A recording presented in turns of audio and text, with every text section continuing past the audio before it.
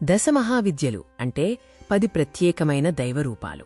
అవి కాళీ, తారా, షోడశి, భువనేశ్వరి, భైరవి, చిన్నమస్త, ధూమావతి, బగళాముఖి, మాతంగి మరియు కమల.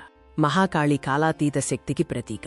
ఆమె అహంకారాన్ని నశింపజేసి మరణభయాన్ని పోగొట్టే శక్తి స్వరూపిణి. కాళీమాత రూపంలోని ప్రతి అంశం ఒక అంతరార్థాన్ని కలిగి ఉంటుంది. ఆమె ఖడ్గం జ్ఞానానికి, నరికిన తల అహంకార విముక్తికి సంకేతాలు. తారామాత సంసార సాగరాన్ని దాటించే జ్ఞానదేవత. ఆమె వాక్కుకు అధిదేవతగా, భక్తులను రక్షించే శక్తిగా పూజించబడతారు.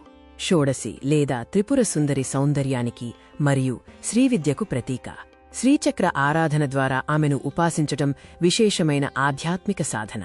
భువనేశ్వరి విశ్వమాత. ఈ సమస్త సృష్టి ఆమె శక్తి ద్వారానే వ్యక్తమవుతోంది. ఆమె విశ్వమంతటికీ అధిష్టాత్రి. భైరవి మనలోని అజ్ఞానాన్ని నశింపజేసే ఉగ్రశక్తి. చిన్నమస్తామాత అహంకారాన్ని విసర్జించి జీవశక్తిపై సంపూర్ణ నియంత్రణను సాధించడాన్ని సూచిస్తుంది. ధూమావతి వైరాగ్యానికి దేవత.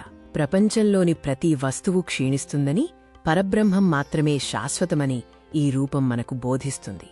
బగళాముఖి శత్రు నివారణకు, మాతంగి సంగీత సాహిత్య కళలకు మరియు కమలమాత ఐశ్వర్యానికి శుభానికి ప్రతీకలుగా నిలుస్తారు. సారాంశంగా దశమహావిద్యలు పరాశక్తి యొక్క విభిన్న రూపాలు. సరైన గురువు మార్గదర్శకత్వంలో ఈ విద్యలను సాధించడం ఆధ్యాత్మిక ప్రగతికి మార్గం.